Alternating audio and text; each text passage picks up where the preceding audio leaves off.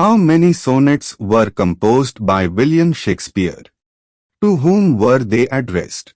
Answer. 154 sonnets were composed by William Shakespeare. The first 126 sonnets were addressed to a fair youth named Mr. W.H. Next 26 sonnets were addressed to a lady named as Dark Lady. The last 2 sonnets were addressed to the Roman god of love named Cupid. What kind of poem is that time of year? What is the stanzaic division and rhyme scheme of the poem? Answer. That time of year is a Shakespearean sonnet. The poem consists of 3 quatrains followed by a couplet. The rhyme scheme is AB, CD, EF, GG. To whom has Sonnet 73 been addressed? Sonnet 73 has been addressed to a fair youth named as Mr. W.H. He was a friend of Shakespeare.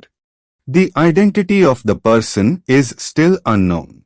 However, Mr. W.H. frequently refers to William Herbert, Earl of Pembroke, or Henry Wriothesley, Earl of Southampton. What analogy does the poet use in the first quatrain of the sonnet to describe his state? Answer. The poet uses the analogy of late autumn or early winter when a few yellow leaves or almost none hang on the branches that tremble in the cold wind.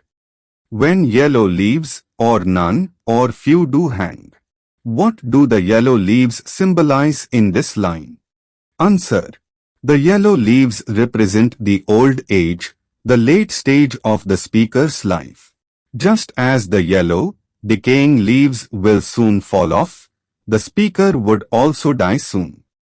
What does the poet mean by bare ruined choirs? Answer. The phrase bare ruined choirs has a threefold significance. Pictorially, it brings to mind the vacant chancel of a ruined cathedral. Metaphorically, it may refer to the naked branches which shake against cold. Historically, it may refer to the destruction of the monasteries under Henry VIII over the period of 1535 to 1539. How did the choirs become ruined? Who are compared to sweet birds? Answer. Historically, Henry VIII destructed the Roman Catholic churches over the period of 1535 to 1539. As a result, the Catholic churches became ruined. The innocent and beautiful choir boys who sang religious songs in the church are compared to sweet birds. What shakes against the cold in Sonnet 73? Answer. The naked branches of the trees shake against the cold, which metaphorically refers to the poet's frail body, trembling with old age and weakness. What analogy does the poet use in the second stanza of the poem to describe his state? Answer. To describe his state in the second stanza of the sonnet, the poet compares himself with the twilight of a day, which gradually fades and is finally swallowed by black night. How does the imagery of twilight symbolize the speaker's life? Answer. Twilight symbolizes the speaker's old age, a fading phase of life, soon be engulfed by death. Which by and by black night doth take away. What does black night refer to in this poem? Answer. In Sonnet 73, black night symbolizes death. The poet is now at his western sky of his life, and he realizes the harsh reality that death finally wins over life. What does death's second self mean? Or, what does death's second self do to all? Answer. In Sonnet 73, death's second self refers to sleep, which brings darkness and seals up all in rest. It suggests that just as sleep ends the activities of the day, death ends the life of all human beings.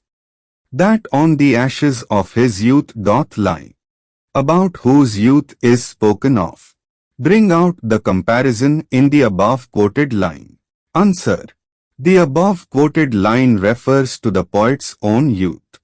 Here, the poet compares his life to a fire that once burned brightly in youth, but now lies in ashes, meaning his youthful energy has faded, and only the remnants of past vitality remain.